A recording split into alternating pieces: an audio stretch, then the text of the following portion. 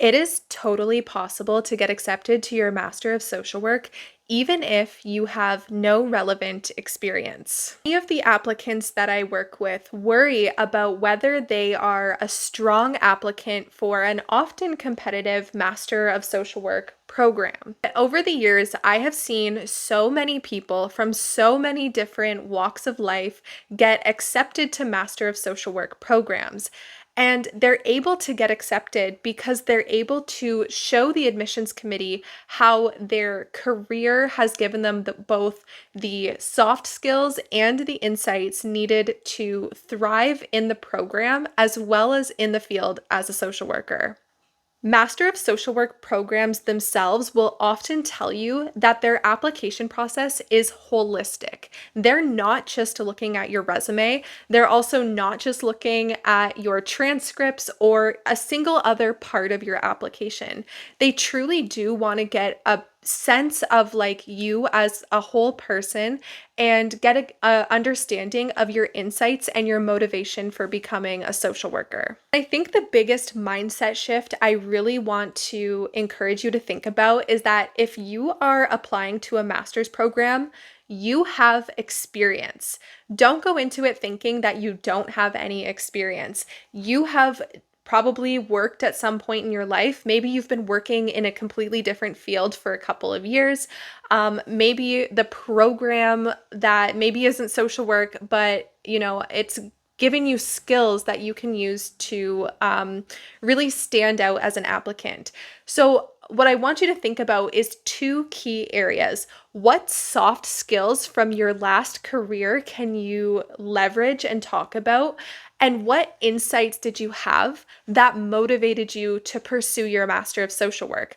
I'm going to go through a couple examples with you with some past applicants who applied from completely different fields who were able to really showcase their skills, strengths, and potential by focusing on their soft skills and their insights and motivations. So I recently had a client who worked at the bank, and more specifically, he was like a financial advisor.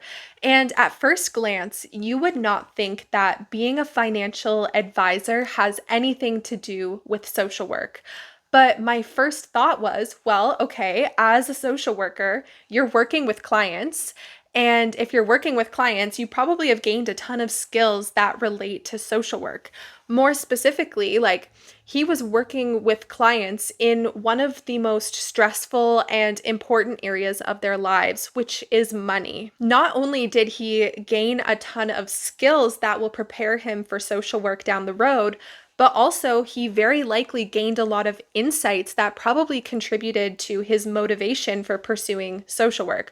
I could imagine that, if you were working in the field of financial advice and providing, supports to people, that there were probably times where that financial advice that he was taught to give worked for, the single young man in his early 20s with no dependents and like a great job versus like how do you actually implement that kind of advice and support someone who is a single mom with 3 kids who is juggling multiple jobs just to keep food on the table. He would have had to tailor his approach to meet the needs of his clients while also recognizing the systemic issues that family faced and others just like them. I also had a client who was a reporter, and some of the skills that she would have gained as a reporter was asking open-ended questions, building rapport, making people comfortable in an often intimidating space. On top of that, she was reporting on social justice issues, and in her personal statement, she was able to articulate that she no longer wanted to report on social justice issues. She wanted to be an agent of change and actually work towards solving some of those social justice issues. I also worked with somebody recently who worked at a gas station, and this one might feel like a stretch, right? Like, how does somebody who works in a gas station develop skills that can prepare them for a social work career? Well, this gas station was located in an area where a lot of people who don't have homes live, and with that came, incidents where there was a need for support. That gas station owner would often call community hotlines and resources and get supports for people, as well as, managing conflicts and like supporting people through crisis. I used to work at McDonald's as a teenager, and, you know, through that experience, I learned a lot of skills in communication, teamwork, leadership, thinking quickly on my feet, having difficult conversations.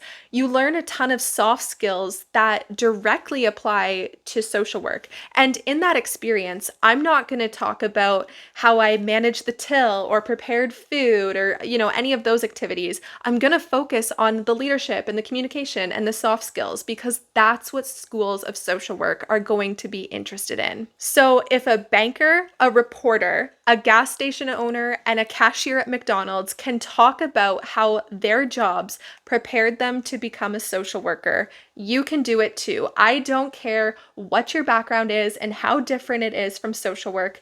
If you can focus on the soft skills and the insights that you gained from your past career and why that motivated you to become a social worker, you can write a compelling personal statement that stands out. In the description of this video, I do have a personal statement template that you can use to start forming your connections and identifying different skills and insights that you can use to talk about in your personal statement, as well as a ton of other free resources on the MSWHelper.com website. So be sure to check those out.